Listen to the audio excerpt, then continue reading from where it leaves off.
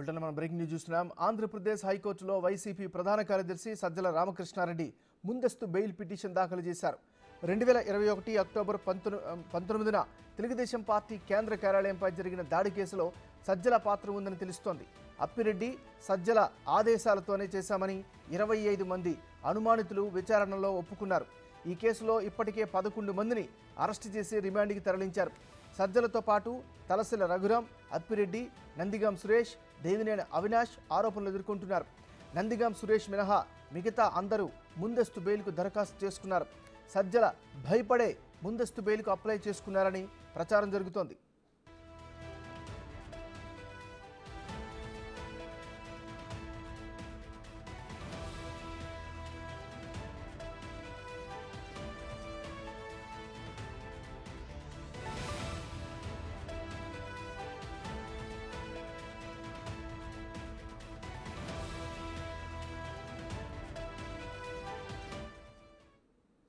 బులెటిన్లో మనం breaking news చూస్తున్నాం. ఆంధ్రప్రదేశ్ హైకోర్టులో వైసీపీ ప్రధాన కార్యదర్శి సజ్జల రామకృష్ణారెడ్డి ముందస్తు బెయిల్ పిటిషన్ దాఖలు చేశారు.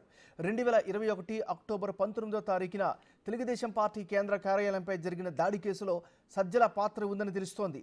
అప్పిరెడ్డి సజ్జల ఆదేశాలతోనే చేశామని 25 మంది అనుమానితులు విచారణలో ఒప్పుకున్నారు. ఇక ఇదే అంశానికి సంబంధించి మరింత తాజా సమాచారాన్ని మా రిపోర్టర్ శివ లైవ్ అందిస్తారు. శివ, చెప్పండి, మీ దగ్గర ఉన్న అప్డేట్స్ ఏంటి? ఈరోజు ఏం జరిగే అవకాశం ఉంది? నాగరాజు, మొత్తం మీద చూసుకుంటే 2021 అక్టోబర్ 19న తెలుగుదేశం పార్టీ కేంద్ర కార్యాలయంపై దాడి చేసిన సంఘటనకు సంబంధించి ఇప్పటికే పోలీసు అధికారులు 11 మందిని అరెస్ట్ చేశారు. దీంట్లో మంగళగిరికి సంబంధించిన 2, గుంటూరుకు సంబంధించిన 6, విజయవాడకు సంబంధించిన 3. వీరిలో దేవినేని అవినాష్ అనుచరులు 3, అప్పిరెడ్డి అనుచరులు 6, అలాగే ఆళ్ల రామకృష్ణారెడ్డి అనుచరులు 2ని అరెస్ట్ చేయడం జరిగింది. వీరందరినీ కూడా ఇప్పటికే 8 మందిని కోర్టులో హాజరుపరిచారు. మరొక 3ని ఈరోజు కోర్టులో హాజరుపరిచే అవకాశం కనిపిస్తోంది. మరొక 40 మంది నిందితుల్ని అదుపులో తీసుకొని విచారణ చేపట్టారు.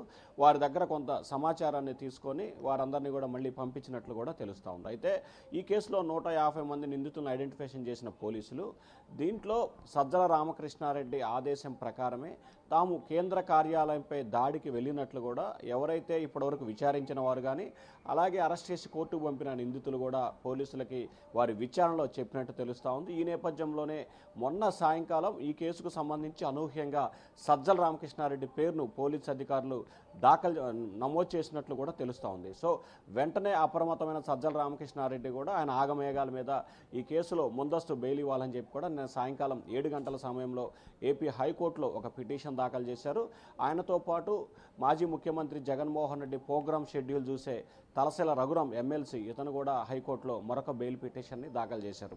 ఈ కేసులో మొత్తం కూడా ఎటువైపు చూసినా కానీ అన్ని వేళ్లు కూడా సజ్జల రామకృష్ణారెడ్డి వైపే చూపిస్తున్న పరిస్థితి కనిపిస్తూ ఉంది. ఎందుకంటే అప్పిరెడ్డి కానీ నందిగాం సురేష్ కానీ దేవినేని అవినాష్ కానీ అలాగే ఎవరైతే తలసిల రఘురాం వీరంతా కూడా సజ్జల డైరెక్షన్లోనే పనిచేశారు. సజ్జల ఆదేశం ప్రకారమే వారు పార్టీ కార్యాలయంపై దాడికి వెళ్ళినట్లు కూడా ఎవరైతే ఇప్పటివరకు విచారించిన నిందితులంతా కూడా పోలీసులకి సమాచారం ఇచ్చినట్టు తెలుస్తూ ఉంది. ఆ సమాచారంలో భాగంగానే సజ్జల పేరు యాడ్ చేశారు. వాస్తవానికి నాగరాజు, మనం గత వారం రోజుల క్రితమే ఇదే అంశానికి సంబంధించి కూడా మనం లైవ్లో చెప్పుకోవడం జరిగింది. ఈ కేసులో వైఎస్ఆర్సీపీ పెద్దలు చాలామంది ఉన్నారు. వారి పేర్లు కూడా ఇవాళ రేపట్లో యాడ్ అయ్యే అవకాశం ఉందని చెప్పి గత 4-5 రోజుల క్రితం మనం అనుకున్నాం. దానికి అనుకున్నట్లుగానే ఈ కేసుకు సంబంధించి కూడా వైఎస్ఆర్సీపీలో అప్పటి ముఖ్యమంత్రి తర్వాత నెంబర్ 2గా వ్యవహరించిన సజ్జల రామకృష్ణారెడ్డి అన్ని తానై వ్యవహరించారు. అన్ని తానై పరిపాలన వ్యవహరించడంతో పాటు విధ్వంసాలు, విభేదాలు ఇటువంటి వాటిలో కూడా సజ్జల రామకృష్ణారెడ్డి కర్త కర్మ క్రియగా వ్యవహరించినట్లు కూడా పోలీసులు ప్రాథమికంగా కూడా ఒక అవగాహన రావడం జరిగింది. ఇప్పటికే సజ్జల రామకృష్ణారెడ్డిని ఎన్నికల కౌంటింగ్ సమయంలో కూడా ఏజెంట్లని రెచ్చగొట్టే రీతిలో వ్యవహరించారని చెప్పి తాడేపల్లి పోలీస్ స్టేషన్లో కేసు కూడా నమోదైంది. ఆ తర్వాత తాజాగా మరో కేసు కూడా నమోదయ్యే అవకాశం కనిపిస్తూ ఉంది. దీంట్లో ఆల్రెడీ ఆయన పేరు నమోదైంది. ఆయన హైకోర్టులో బెయిల్ పిటిషన్ దాఖలు చేశారు. ఇప్పటికే అప్పిరెడ్డి, జోగి రమేష్, దేవినేని అవినాష్, సజ్జల రామకృష్ణారెడ్డి, తలసిల రఘురాం వీరంతా కూడా బెయిల్ పిటిషన్లు దాఖలు చేశారు. ఈ పిటిషన్లన్నింటినీ కలిపి ఈరోజు విచారణ చేపట్టే అవకాశం కనిపిస్తూ ఉంది. మరొక వైపు సైబర్ టెన్నిస్గా చంద్రబాబు నివాసంపై దాడికి సంబంధించిన కేసును కూడా పోలీసు అధికారులు శరవేగంగా దర్యాప్తు చేస్తున్నారు. ఇప్పటికే ఆ కేసుకు సంబంధించి 15 మందిని అదుపులో తీసుకొని విచారణ చేసినట్టు తెలుస్తూ ఉంది. దాంట్లో కూడా సజ్జల పేరు వచ్చే అవకాశం ఉన్నట్లు కూడా కొంతమంది అయితే పోలీసులకి చెప్పినట్లు కూడా తెలుస్తూ ఉంది. అయితే దాంట్లో ప్రధాన సూత్రధారి, ప్రధానమైన బాధ్యుడు మాత్రం మాజీ మంత్రి జోగి రమేష్గా ఉన్నట్లు తెలుస్తూ ఉంది. కానీ జోగి రమేష్కి సంబంధించి కూడా ఇప్పటికే ఆయన కూడా ముందస్తు బెయిల్ పిటిషన్ దాఖలు చేశారు కాబట్టి మొత్తం 5 బెయిల్ పిటిషన్లకు సంబంధించి కూడా ఈరోజు విచారణ చేపట్టే అవకాశం కనిపిస్తూ ఉంది. ఖచ్చితంగా ఈ కేసులకు సంబంధించి పోలీసులు శరవేగంగా దర్యాప్తు జరుపుతున్నారు. సజ్జల రామకృష్ణారెడ్డి చేసిన వాటన్నిటిపై ఇప్పటికే ప్రభుత్వం సమగ్రమైన విచారణకు ఆదేశాలు జారీ చేసింది. చట్ట ప్రకారమే తాము వ్యవహరిస్తామని చెప్పి కూడా ఇప్పటికే ముఖ్యమంత్రి చెప్తున్న నేపథ్యంలో తెలుగుదేశం పార్టీ కార్యాలయం, చంద్రబాబు నివాసం ఈ 2 దాడి కేసుల్లో కూడా సజ్జల రామకృష్ణారెడ్డి పాత్ర ఉన్నట్లు కూడా పోలీసులు అనుమానిస్తున్నారు. Nagaraju, thank you Shiva.